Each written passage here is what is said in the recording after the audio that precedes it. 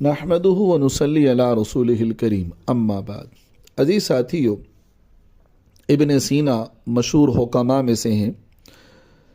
انہوں نے ایک تجربہ کیا کہ انہوں نے 2 بکریاں لی، ہم عمر لی، دونوں کو غذا ایک طرح کی دی، دونوں کا رہن سہن ایک طرح کا رکھا اور دونوں کا بھرپور خیال رکھا، لیکن ان میں سے ایک بہت جلد مر گئی اور دوسری کافی عرصے تک زندہ رہی۔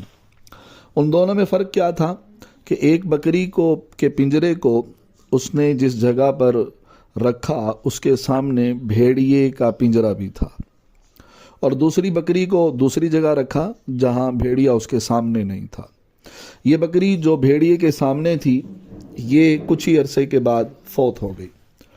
عزیز ساتھیو، اس تجربے سے یہ بات ثابت ہوتی ہے کہ انسان کے دماغی اثرات، اس کی سوچوں کا اثر اس کے پورے جسم کے اعضاء پر پڑا کرتا ہے۔ اسی لیے ہمیں اپنی سوچوں کو صاف رکھنا چاہیے۔ جب ہم زیادہ ٹینشن لیتے ہیں، زیادہ پریشان ہوتے ہیں، زیادہ سوچتے ہیں، ظاہر ہے کہ انسان تو ہر وقت ایک دن میں 24 گھنٹے میں 60,000 سے زیادہ اس کو خیالات آتے ہیں۔ اگر وہ خیالات کو پکانا شروع کر دے، اس کو بننا شروع کر دے تو وہ تو پتہ نہیں کیا کھچڑی بن جائے۔ اسی لیے اپنے ذہنوں کو جھٹک دیا کریں۔ کوئی غلط خیال آنے لگے اس کو جھٹک دیں، کوئی ٹینشن لینے بات آ جائے، کوئی غم، کوئی پریشانی، کوئی دکھ، کوئی درد اتنا سخت نہیں ہوتا جتنا ہم اس ٹینشن لے کر اس چیز کو اور زیادہ اپنے پر حاوی کر لیتے ہیں۔ اسی لیے میری درخواست ہے، کسی کی نوکری چلی جائے، وہ بیچارہ اتنی پریشان ہے میری نوکری چلی گئی۔ کتنے واقعات ایسے آتے ہیں کہ نوجوان فوت ہوا بیٹا، ماں نے غم لیا، ماں کو ہارٹ اٹیک ہو گیا، وہ بھی فوت ہو گئی۔